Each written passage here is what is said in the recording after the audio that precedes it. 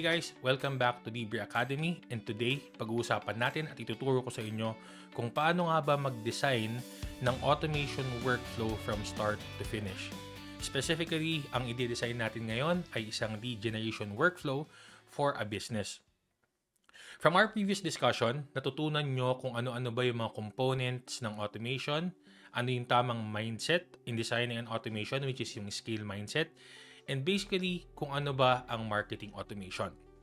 At lahat ng natutunan nyo from the previous lesson, i-apply natin siya lahat for today.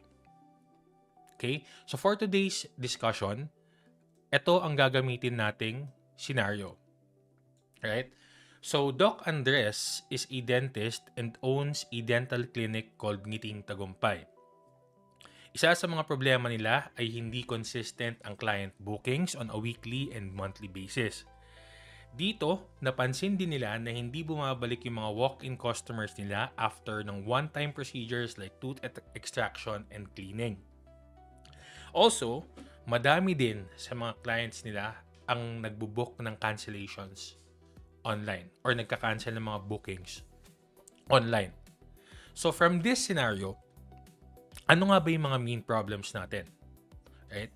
So from this itself, ma-identify natin ang main problems natin, which is number 1, inconsistent yung weekly and monthly client bookings nila. Number 2, mababa din yung retention or yung customer retention nila at yung customer loyalty. And 3, madaming nagbo-book. Madaming nagka-cancel ng mga bookings nila. Alright? So from these problems, we need to identify ano ba yung mga desired outcomes natin. So of course, number 1, gusto ng client, and we want for them to get a consistent customer booking on a monthly and a weekly basis. We also want na yung mga customers ay bumalik and that become loyal advocates of the business. And finally, number 3, gusto nating bawasan yung mga cancellation ng bookings. Okay? Alright, before we proceed dun sa pagde-design mismo ng workflow, I wanted to discuss about customer life cycle stages. So ano nga ba yung life cycle stages? So ang life cycle stages, dinedefine nito kung nasaan na ba specifically yung customer doon sa customer journey. Napaka-importante na lagi nating ini-incorporate ang customer journey with the life cycle stages para accurately nating matrack kung naasan na ba yung mga customers. Okay? So, this is basically a map, a visibility kung doon sa buong workflow mo nasaan na sila. Ano na yung level of engagement nila, nag-convert na ba sila, bumili na ba sila sa'yo, or is it time for them to receive some retention campaigns or retention offers or loyalty offers. Okay? So, it's important na i-consider natin to dahil gagamitin din natin to sa pagde-design ng automation workflow. Okay. With that out of the way, let us now proceed dun sa mismong pagde-design ng automation workflow. As you can see here, nandito na yung mga components ng automation natin. And with the components, gagamit din tayo ng iba't ibang shapes and colors para ma-distinguish natin siya dun sa gagawin nating automation workflow. So, for entry points, gagamitin natin itong shape na to with the color green. For triggers, we're going to use circle with the color purple. Yung contents, same shape but different color. So, it's just a gray background. Yung conditions naman natin, we'll use a diamond orange diamond, and then sa exit points we're going to use this shape in red for the exit points. Okay, so let's start with awareness. Balik tayo dun sa definition ng awareness. Ang awareness is yung first brand exposure, right? So first brand exposure meaning for us to introduce our brand, for us to know, for your customers to know kung ano ba yung mga products na ino-offer ng product ng brand na yon. Okay? So, going back to our first discussion doon sa components, right? Every time that we create an entry point, we need to clearly define kung ano ba yung objective natin for this workflow. So again, number one objective natin is, of course, create a consistent booking para dun sa business, right? Number two, also, is to improve yung customer retention natin at yung customer loyalty. At number three, bawasan yung booking cancellations. So whatever we do in this automation workflow, yun yung magiging pinaka-objective natin. But right now, let's prioritize yung getting them consistent booking every week and every month. So, of course, it's a dental clinic. So normally, ano ba yung mga entry points na pwede natin gamitin? Like paano ba nag-ooperate yung mga dental clinics? So normally, they have social media, and then meron silang messenger, rarely na may website, but normally Facebook talaga and social media yung number one platforms nila. So let's take that into consideration. Okay? So dito, ang pinakaunang entry point natin is yung mga social media posts. Of course, sa mga social media platform, it can be Facebook, IG, or TikTok. Okay? Aside from social media posts, ang pwede din natin gamitin to introduce the brand and their services, of course, we can run ads. Okay? It can be FB, IG, or TikTok. Okay? So, dyan yung ads natin. Right? And then, of course, for some people, another entry point is that ito yung mga nagme-message directly sa page. Diba? Maybe they've nakita na nila yung social media post or nakita nila yung ads. And then, instead of like interacting dun sa mga ads na yon or sa page, sa post na yon, is that they decided to directly message. This happens a lot too. And I actually do it, right? So, direct message dito. Okay. Now, let's say na itong tatlong to, ito yung mga primary entry points. Okay? Meaning, ito yung mga primary entry points para makakuha tayo ng consistent client booking every week and every month. Okay? Going back dun sa discussion natin from previously, so every entry point, there needs to be a trigger. Right? Yung trigger is always going to be a desired outcome. Ano ba yung gusto nating gawin nila pag nakita nila itong mga social media post na to at itong ads na to? Okay? So, rule of thumb, there can be multiple triggers. Okay? There can be multiple triggers as long as iisa lang yung pinaka-main objective nila. So, ano ba yung pinaka-main objective natin sa workflow na to? For people to book an appointment. Okay? So, it doesn't matter kung ilang triggers yung nandiyan as long as iisa lang yung pinaka-main objective. Right? So, the trigger could be, pag nakita nila itong post na to, I'm thinking there are two triggers. Okay? Number one is that they comment booking. Okay? So, ito yung mga actions na pwede nilang gawin for that desired outcome. Kasi gusto natin sila mag-book ng appointment, di ba? So, another trigger would be send us a message. Send a message. So, ito yung sa mga Facebook Messenger or sa IG or sa TikTok, they can send us some messages. So, ito yung nakikita kong dalawang main trigger para mag-initiate yung appointment booking. Alright? So, say for example, nag-post tayo sa social media and then we encourage them, okay, comment booking below and we'll reach out tayo. Di ba? Napapansin nyo yun minsan sa social media. Comment below a specific keyword and then once they comment a specific keyword, magti-trigger siya ng automation. And that is possible with Go High Level. We can set that up and we're going to set that up later dun sa next module natin. Right? So, another trigger is that when they see this, kasi hindi lang naman siguro iisa yung social media post mo, there will be multiple, right? So, another trigger is that when they see the post, when they click it, magsisend siya ng message. Remember, for some posts sa social media, there's an option to click send a message, right? So, ayan these are the two things that they can do once they see the social media post. Same thing doon sa mga advertisements na makikita nila sa social media. They can do two things. It's either comment booking, especially doon sa mga engagement campaigns na rinarun.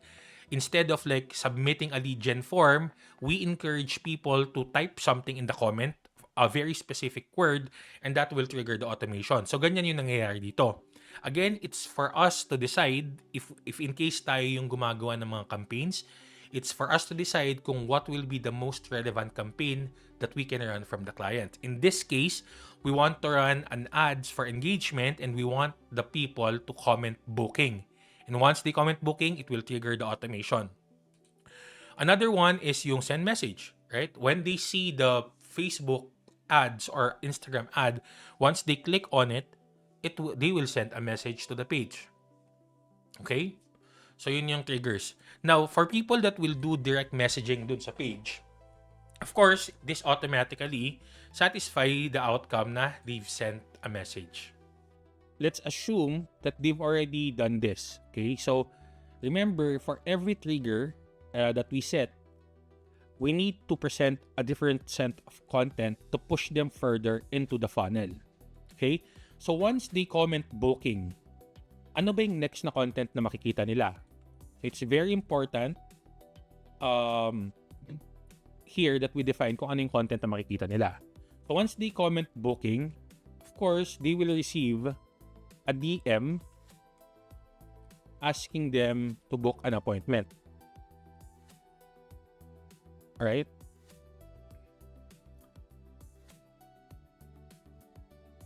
Ayan.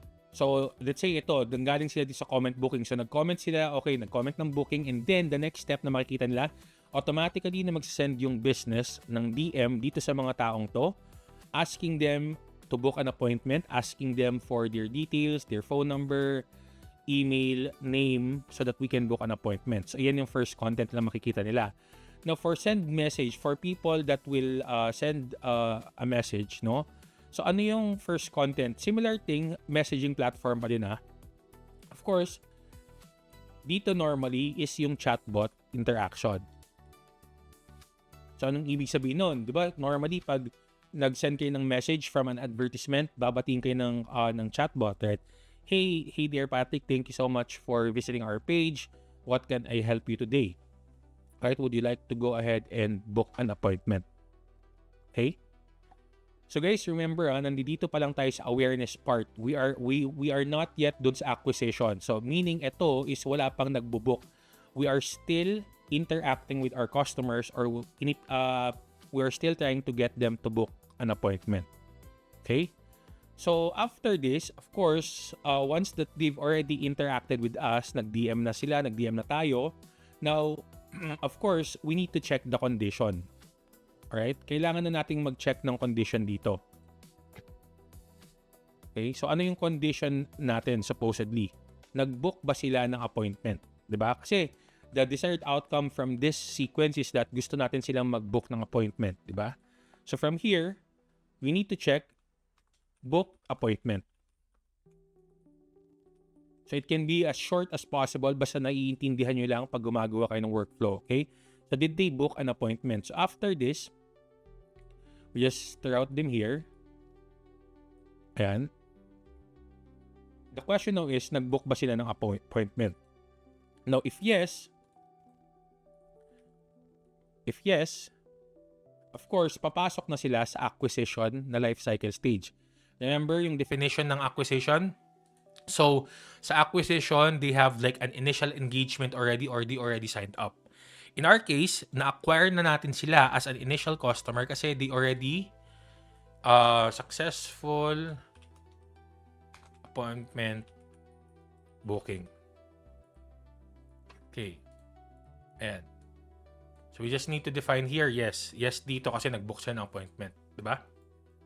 So, before we proceed with that, of course, kailangan din nating i-define what if after all those engagements na ginawa natin dito, hindi pa din sila nag-book ng appointment. Alright?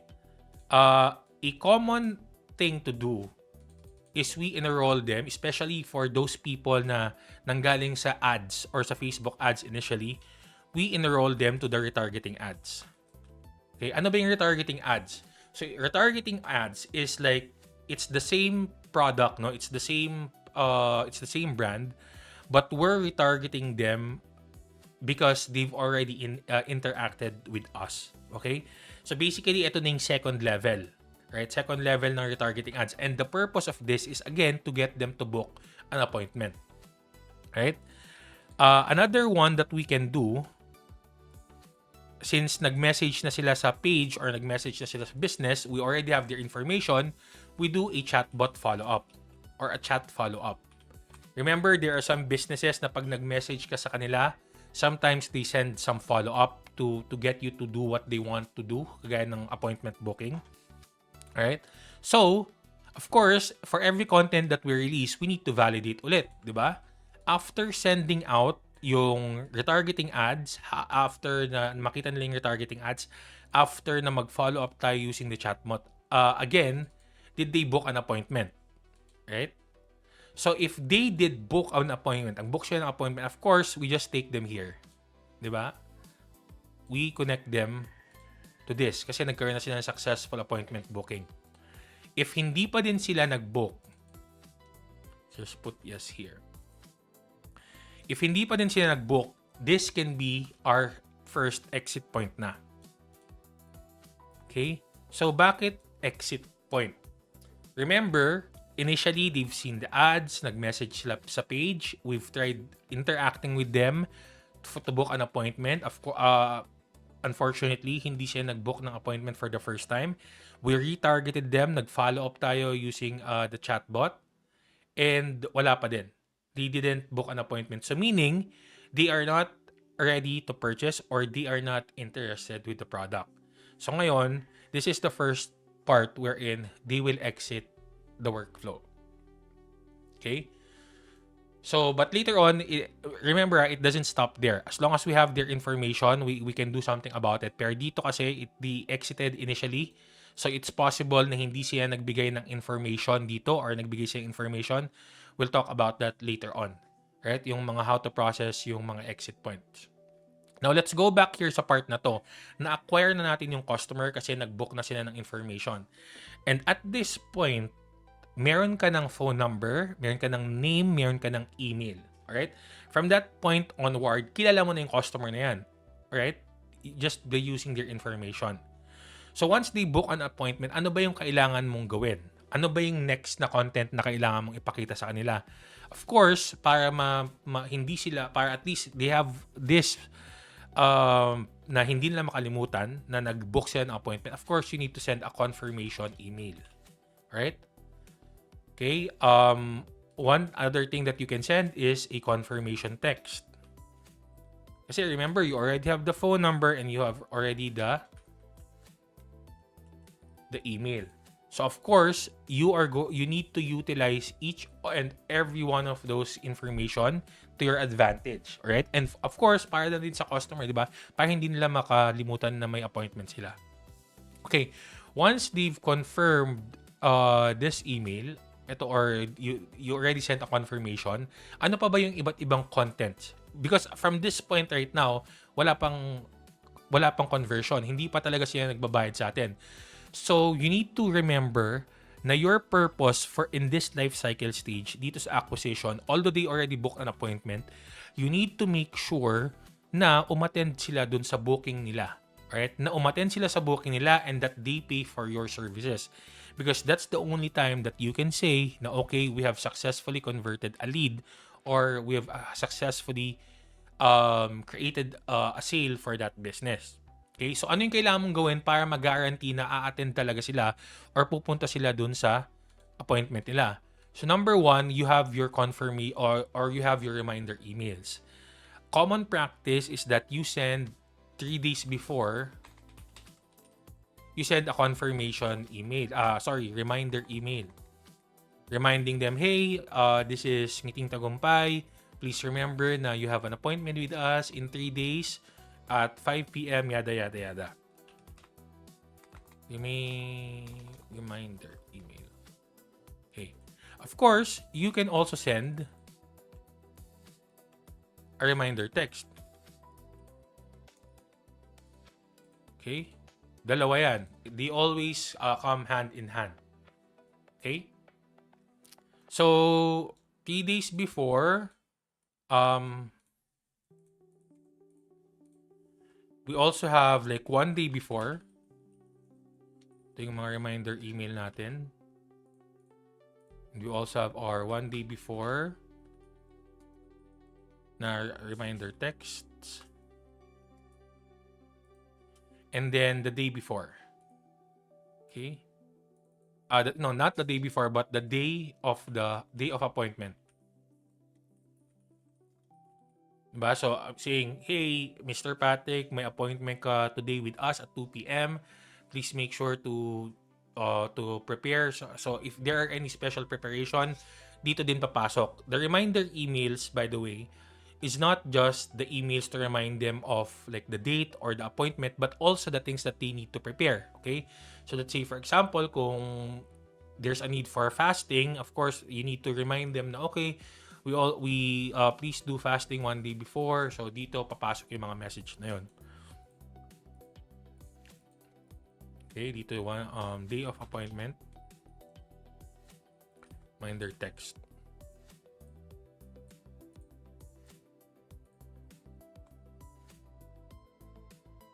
Alright. Ayan. So dito meron kang reminder emails.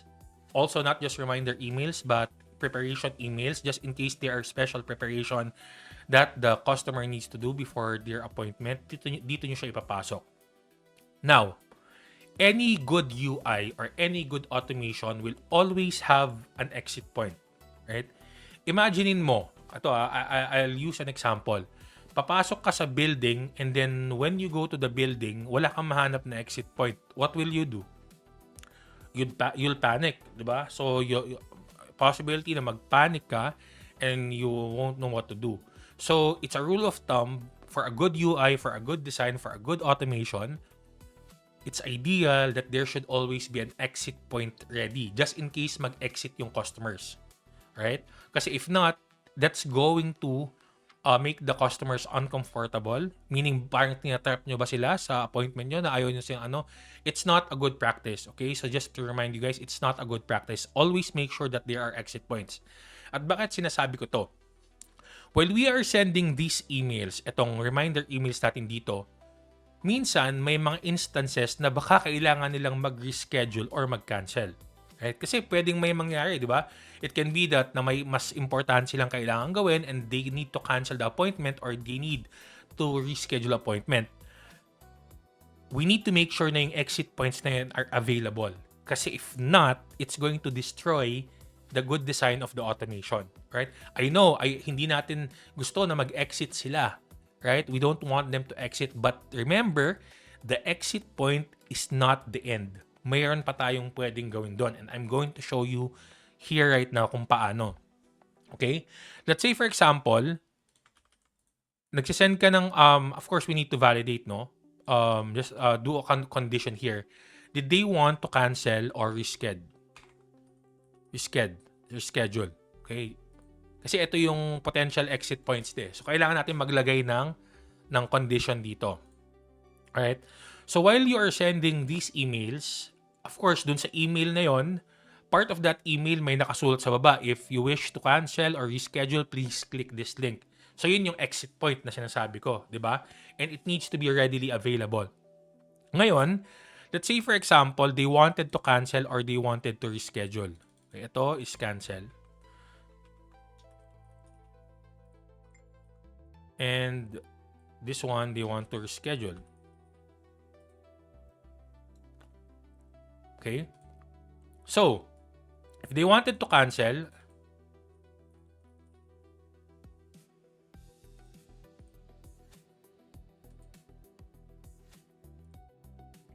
and if they wanted to cancel, of course, that option is available.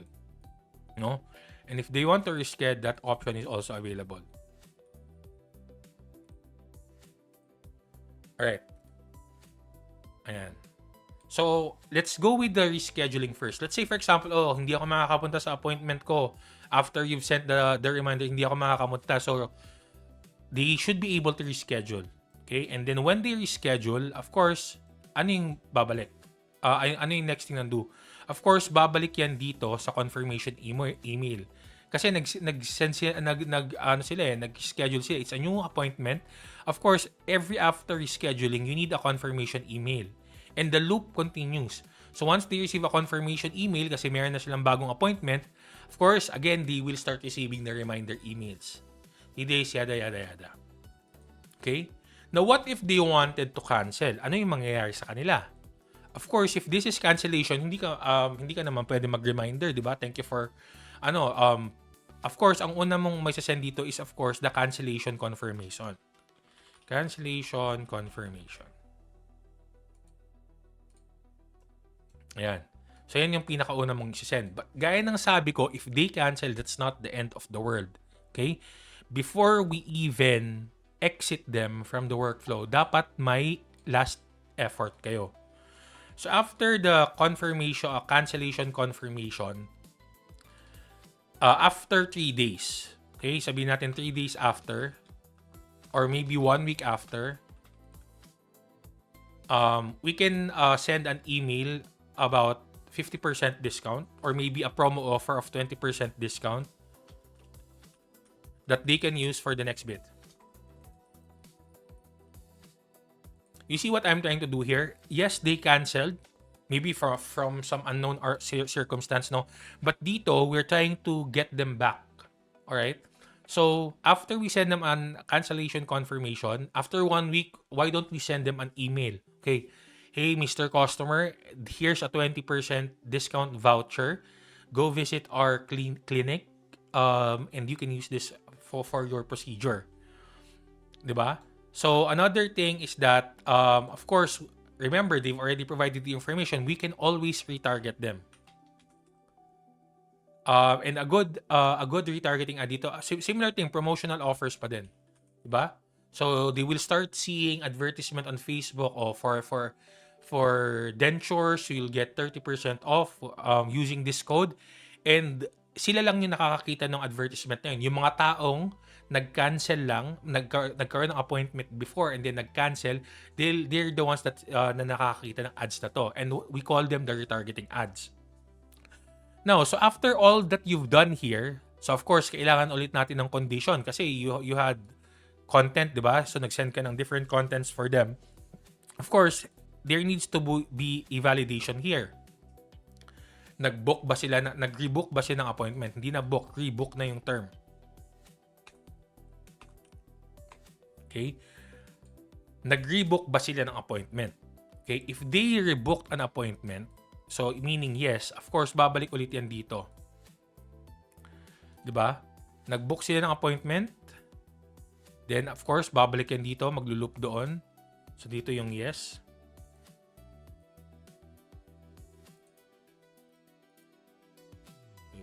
Ayusin natin yung line para hindi siya magulo. And then, if hindi naman sila nag-rebook ng appointment, meaning after all the efforts, after all the retargeting, after all the different contents that you've sent them, wala na talaga. So this is where we exit them. Okay? So, exit them here, meaning maybe hindi na talaga sila interested for your products, or hindi na talaga sila interested sa business mo, or nakahanap sila ng ibang business for the product that satisfied their requirement. So, dyan, mag-exit na sila. Okay? Alright. Ngayon, let's go back here in this part kung saan ayusin lang natin yung life cycle stage. Okay. Remember, at this point, nasa acquisition phase pa lang din sila kasi hindi pa sila nagko-convert, meaning hindi pa sila nagbabayad sa atin, hindi pa sila bumibili ng product, at hindi pa sila pumupunta sa appointment. Again, the whole purpose of the acquisition life cycle stage is to make sure that people who booked an appointment is pumunta sila dun sa appointment. And that's the time that we can consider them a conversion. So dito is ang conversion natin is they attended the appointment. Alright? And once they attended the appointment, ano ba yung next yun? So, after the procedure, they need to process the payment, di ba? Only at this point will they be converted. Okay? only at this point na kung saan magiging converted na sila. Meaning, they are already on the conversion phase. So, by definition, ano ba yung conversion? So, conversion means, dito na yung first purchase made nila. Okay? Alright, so ayan na sila. Kasi ito, you did all of your, you did your best to remind them and everything, and then, ayun, nag-attend na sila ng appointment. Which is, yun na yung first conversion. Meaning, you were successful in converting that customer, that audience into a paying customer. Right? So, of course, once they are converted, again, we need to validate here. Diba? So, let's just do a quick condition here. So, supposedly, nag-process ba sila ng payment dito? Okay? So, if they processed a payment,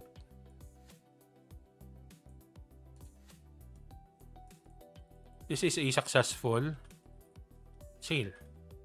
Diba? Or what we call commonly closed won. So, anong closed won? Closed won is a term for people that we've already won over. Meaning, naging successful customer sila. So, ito is yung yes, kasi nag-payment na sila. Okay? Alright, what if naman they attended the appointment pero for some weird reason is bigla silang hindi nagbayad or hindi sila nag-push through, nag-cancel sila. So, what do we do about that? Of course, we offer this to, it's either, kasi dalawa yung pwedeng mangyari dyan cancel or they decided to reschedule. Okay? So, meaning, nandun na sila sa clinic and then may tumawag sa kanila, oh, you need to go here. So, ibig sabihin, they'll have to move the appointment. So, two things can happen. It's either the reschedule or cancel. So, what will happen if they reschedule? Of course, it just goes here, di ba? Pupunta lang ito pabalik dito if they want to reschedule. Right? And when they reschedule and they successfully rescheduled, of course, makaka-receive sila ulit ng confirmation email for a new date, and then of course may another set of reminder for the next appointment. Okay? But what if they wanted to cancel? Of course, pupunta siya dito sa sequence na to. Okay? If they decided to cancel, of course, we'll send the cancellation information and then we'll do the same things here, right? And try to have them to rebook. Okay? And if hindi talaga sila mag-rebook, maybe they've decided, ang pangit ng clinic or hindi sila na masaya sa nakita nila, of course, we need to exit them. But if they ever rebook, meaning ganun pa din, babalik lang siya dito. You see how cohesive the experience is? Kahit saang part sila mag-cancel or reschedule, meaning the exit points, pwede silang pabalik dun sa workflow natin ng walang problema. And that's the beauty of setting up automation and an efficient system. And at kung tutuusin mo, dito na talaga, this is what will set you apart from other automation specialists is kung simple, di ba? The skill mindset. The process is simple. You can convert them efficiently. Alright? And then, kasi convert them efficiently meaning you only get their information once dito sa part lang na to, dito sa awareness, right? And then once they've booked or provided you the information, you see wala ka ng ibang hinihinging information dito. It's just rescheduling, canceling. You're not even asking, oh, before us to reschedule you, kailangan namin yung name, phone number, email mo. No, we're not doing that anymore. Once they cancel or reschedule, it's the same process kasi we already have that information. Okay? And we're also converting them efficiently kasi we're trying to also be efficient in like reminding them, making sure that they convert. Right? So, ayan. So, tapos na natin. So, you already have like a successful lead. Nag-convert na sila. Paying customer na sila. Ngayon, what are the things that you can do to retain them? Sabi kanina, di ba? One of their problem is that hindi na bumabalik yung mga customers nila. After those one-time appointments, hindi na bumabalik. Alright? And hindi na nila nakikita ulit. So, what are the things that we can do para bumalik sila or they become a repeat customer?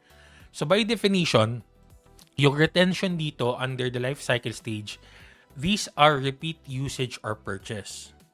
Okay? So ano yung pwede nating gawin? There are a lot of things that we can do.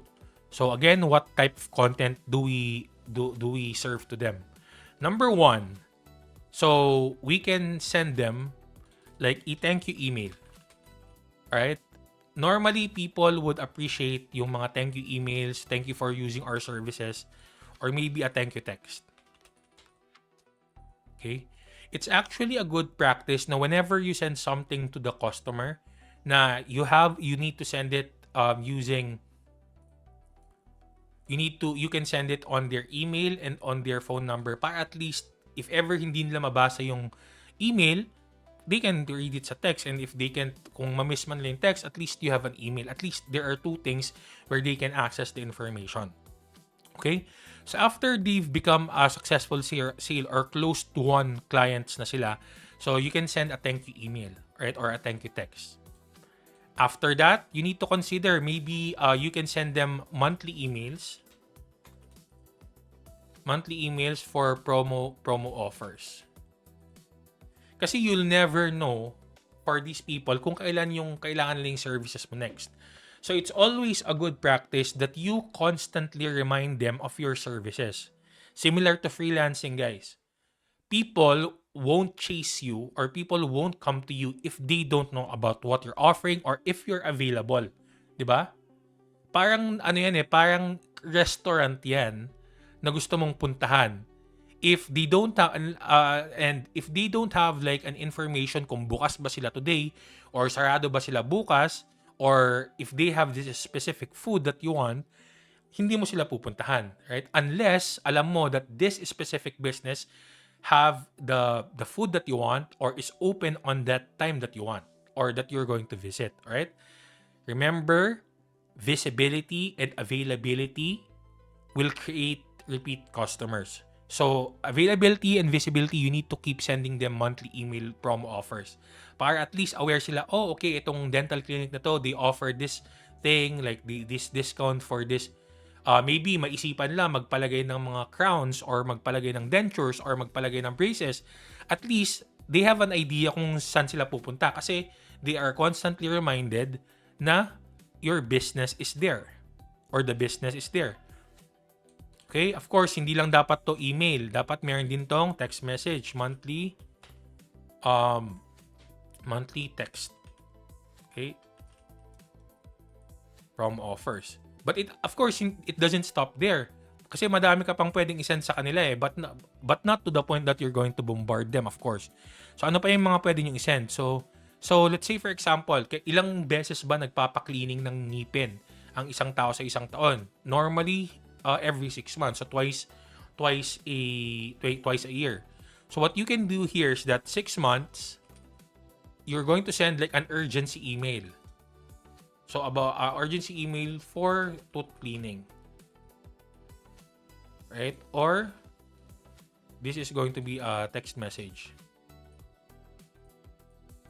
Right? So ang pwede mong gawin dito is that you can send an urgency email meaning, hey, Mr. Customer, it's been 6 months since you visited us. Did you know that you need to get your teeth cleaned or it will cause some cavities? Or magkakaproblema yung ngipin nyo. So, you're creating an urgency for them to go back to the business. Kasi they needed it. Kasi yun naman talaga yung default, di ba? You need to get your teeth cleaned every 6 months. So, you send them this email, hey, you need to get your teeth cleaned now or you'll have problems with your teeth. Baka sumakit yan or baka masira yung magandang ngipin nyo. So, if you want, you can book an appointment here in this email. So, it's not that you're just creating an urgency. You are also allowing them to go back to the business by allowing them to rebook. Okay? So, of course, lahat ng ginagawa natin dito, all this content, we need to validate what they've done so far, di ba? So, again, the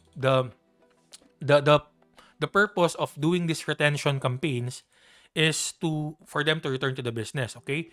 Of course, did they book again? Appointment, no? Alright? So, from these things na ginawa natin, itong mga campaigns na rinan natin for them, did they book an appointment? If yes, similar thing, pupunta lang pabalik yan dito. Okay? Ayan.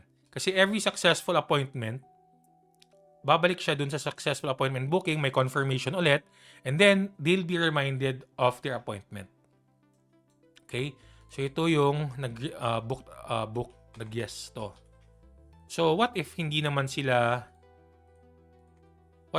sila nag-book? Right? So ito yung no. Okay? So of course, we shouldn't stop there, di ba? Dapat may step to lagi. So ito, we can keep sending them promotional offers. Right? The point here is that even though they didn't rebook, no, we're just checking kasi for activity here. If they didn't book an appointment from like how many months, it can only be that maybe they're busy, or maybe they're doing something, hindi na nabalikan to. Remember from our exit points discussion, it's not the end of like maybe you just need to follow up better, right? You need to get them on a right time in the right place. So dito, even though they didn't book, we'll just keep sending them promotional offers. All right? And then monthly newsletters. Right?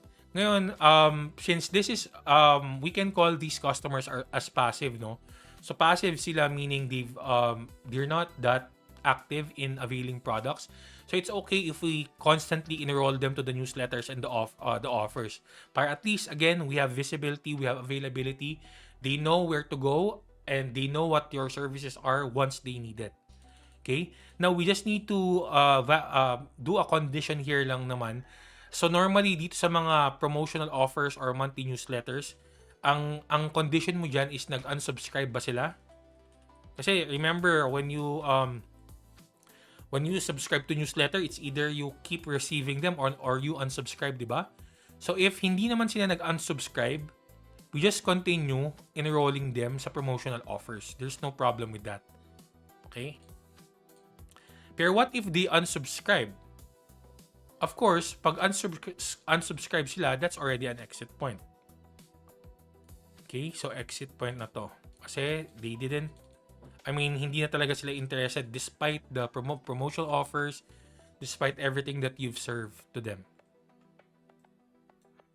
Okay? So, ayan yung sample ng isang retention campaign for us to ensure na uulit yung customers natin. Kasi hindi naman pwede na after the common problem kasi for some businesses, once a customer pay them for a service, they don't do retention campaigns kagaya ng ginagawa natin. Alright? Let me give you another perspective, not just the dental clinic. I'll give you a good example, barbershop for men. Ang mga lalaki, nagpapagupit sila it's either every 2 weeks or kung sobrang dalang pagupit, every 1 month. Okay? Now, kung yung barbershop na yon, if they want to really get constant repeat customers, of course, given na nakuha nila yung information like the email, phone number, of course, mag-email ka, di ba? Like after they visited once, pwede mo, after 2 weeks, pwede kang mag-email, Sir, it's been 2 weeks since you had your haircut. Do you want me to schedule you for a haircut now? Diba? You can book the appointment or just reply yes and the date that you want and they will schedule you. Diba? You're not even asking for their name anymore. You already know their name, your email and contact. Diba? Or para mas maganda, so let's say for example, still about barbershop. So, sa mga lalaki kasi, there is what we call the fade haircut. And yung fade haircut, ang bilis niya tumubo. Like 1 week or 2 weeks, tubo na talaga siya. So, we can add another layer of customization sa mga retention emails natin. So, for example, hey sir, Sir Mark, we've noticed na it's been 2 weeks since you've gotten your fade haircut. Normally, fade haircuts, hindi na sila maganda tingnan after 2 weeks kasi tumubo na siya. Would you like us to schedule or book you an appointment for another haircut? for another fade haircut with your previous barber? Pag ikaw na customer, naka-receive ka ng ganong email, hindi ka ba maa-amaze? Na, oh, ang galing, naaalala nila ako. Alam nila yung gupit ko, alam nila kung sino yung barbero ko. And now, alam nila kung kailan ako dapat bumalik dun sa appointment na yon. As a customer, di ba mararamdaman, oh, they value me so much. Ikaw ba hindi ka babalik kung ganon yung mga natatanggap mo? Kasi for me, if I ever receive that, I'll definitely come back. Pero unfortunately, with all the barbershops that I've gotten a haircut to, hindi ako naka-experience ng ganon. That's why, my base for returning or ang dahilan ko lang para bumalik sa barbershop na yun, it's either magandang service or pangit yung service. Kung magandang service, babalik ako. Pag hindi, pero this is altogether is like an ultimate retention campaign. Kasi if you have this running, you're almost guaranteed to get repeat customers, right? Kasi you're customizing the experience for them. Dito na papasok yung sinasabi ko na mindset. Amplify the experience or amplifying the experience using the automation. Diba? Hindi nawawala yung human interaction, nandoon pa din siya. It's just that you're automating it para they feel valued. They feel that you remember them. And for me, that's an ultimate respect for the customer para bumalik sila sa business. Okay? So, now we solved the problem using the retaining customers and for them to be a repeat customer. Right? So, ano naman ngayon yung pwede nating gawin for them to become loyal customers?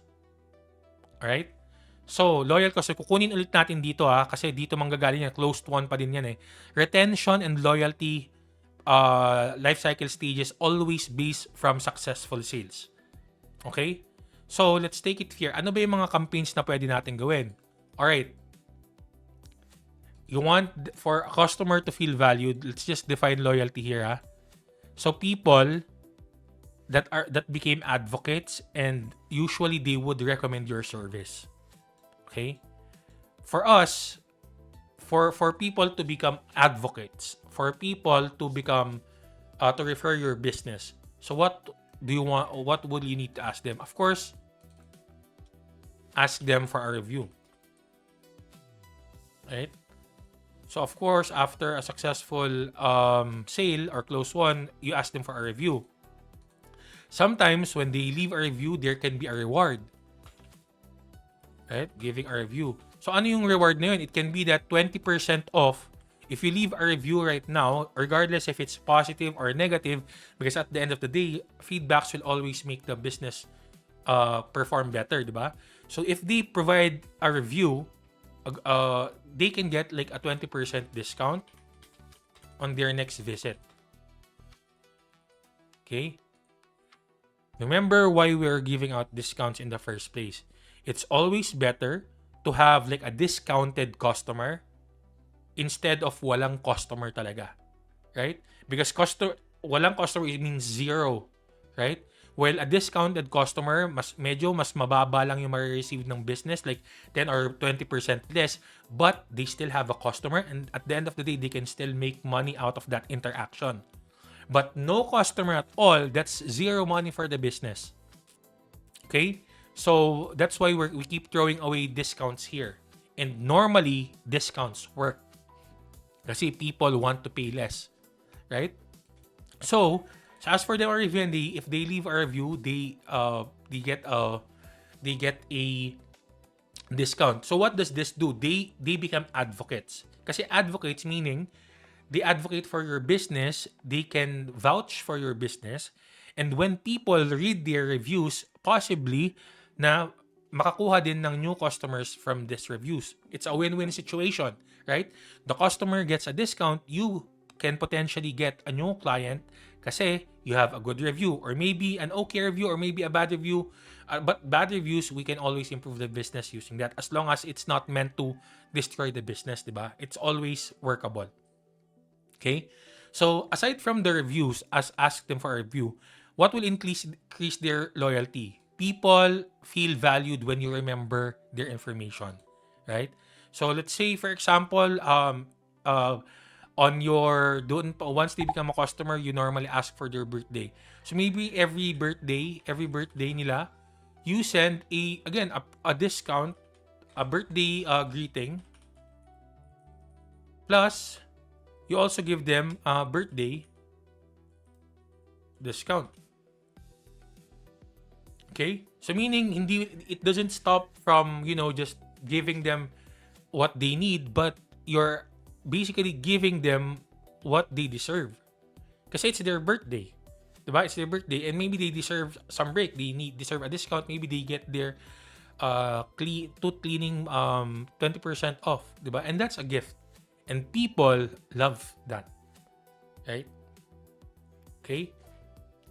After this, ano pa yung pwede natin gawin for loyalty? Starbucks. Let's use Starbucks as an example. Their cards, 'di ba? Yung wherein you can collect the stamps and then they give you a yung sa yearly planner, right? So maybe we can do something like that. So for every 3 visits or maybe every 3 tooth extraction, they get 1 free. Okay? So, for every time na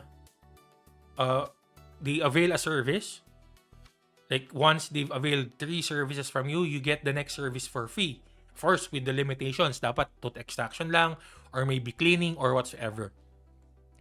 Alright, of course, you need to deliver these contents via email or text, di ba? Ayan. So, normally you send that via email or text. Okay? But then again, you don't need to ask for their information because you already have it. Napansin nyo ba? From this whole sequence, you've only asked for their information once and never again.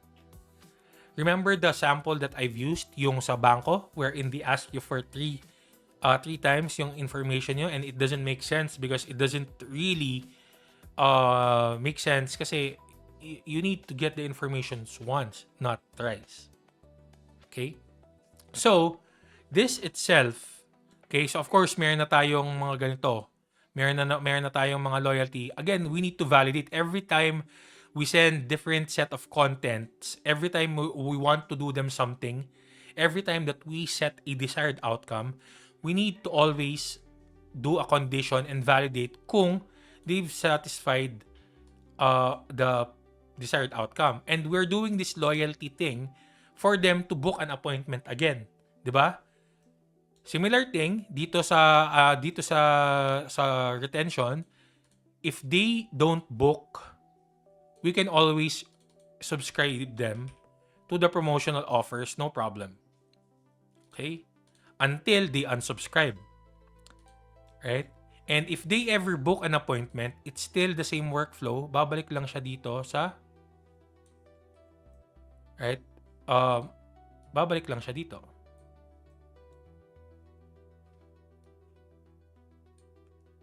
Right? Okay? So, that is it. With this workflow, we have now solved the 3 primary problems that the customer gave us, plus something extra. We're already giving them loyal customer. So here we have solved number 1, consistent flow of clients or appointments on a weekly and a monthly basis. Of course, given now we're doing this entry points on a regular basis. Of course, hindi naman pwedeng minsan ka lang mag-post and you expect for the customers to come in forever. No. Of course, you need to keep posting social media posts. You need to keep running the ads to generate awareness. Okay? And in this workflow, we have also solved the problem number 2 na, what was the problem number 2? Low customer retention and loyalty. On this workflow, we have built solid retention campaign and we've built a solid retention or a solid loyalty campaign for them to keep coming back. Alright? So, we also address the third concern, which is yung madaming cancellations, ng booking cancellations. And how did we avoid that? By providing this reminder emails and also providing an available exit point whenever they want to cancel or reschedule. Right? This is just a sample workflow that we have created, but believe it when I say that a lot of customers or a lot of businesses have this very simple problem, and this workflow itself already solves that problem, and you can already use this as a template. Right? And here you're taking into consideration yung life cycle stages nila. So hindi ka maliligaw or hindi kayo maliligaw if ever you want to target that customer on a very specific part of the life cycle. Right? And given my experience working with international clients, this workflow itself can be like thousands of dollars. Right? Minimum, if you want to set up a lead generation workflow, minimum I believe right now is around $1,500 per setup. Of course, the automation itself lang not including this, kasi ito normally they should have already like social media posts, they have ads running, yada yada yada.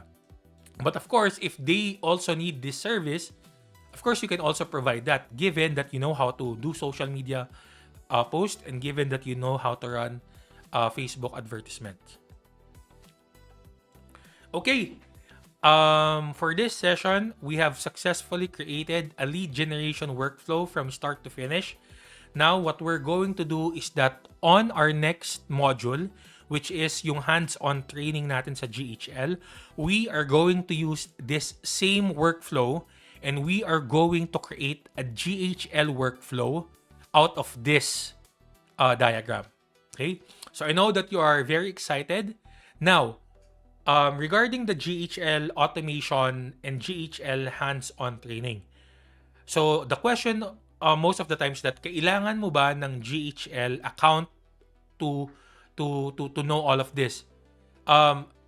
There are two answers to that. If you only want to follow along the course, kung gusto mo lang talagang i-follow yung course and you want to understand it theoretically, then feel free to follow along, and you don't need a GHL account for that. It's optional, okay? Now, if gusto mo namang gumawa ng portfolio that you can show to your future clients or that you can show to agencies that you'll work in the future, yes, you definitely need a GHL account, kasi normally yung mga clients na yun and mga agencies na yun, they will look for a portfolio. Now, sa portfolio na yon, if you have a GHL account, on our next module, there will be a total of 9 automations na gagawin natin, and you can use that for your portfolio. Now, if you are looking for a GHL sub-account, if you are a member of Libre Academy, you can get a GHL training account for only 450 pesos. And dito, you can already use it as a portfolio kasi unlock lahat ng features. Although I just want to remind you of some of the limitations, alright? This GHL sub-account for 450 pesos, you are only allowed to have one user, 100 contacts, and you can only send 200 emails, okay? Now, the purpose of this training account is not for production level. It's not meant to be used for clients, alright? Kasi iba yung limitations nun. Kasi if you have clients, you'll have to send more emails, right? Possibly you need to send text messages, right? And that's a separate charge in Go High level. So the charge is going to be different. Now, if you are going to avail the discounted GHL training account for 450 pesos, you can set up all of these automation, no problem. Okay? And you can use it as a portfolio. For you to avail the GHL discounted account, just head over to our Discord channel. There's a category or there's a section there that says GHL subscription, and you just need to create a ticket. And once you created the ticket, our team will get back to you to help you to get that GHL account. Okay? Thank you so much, everybody. I hope you've learned a lot from this session. I'll see you in the next one. And I hope you're excited kasi we're going to set up a lot of automation process on the next module. I'll see you and thank you so much for joining Libre Academy. It's me, PJ Visto, and I'm out.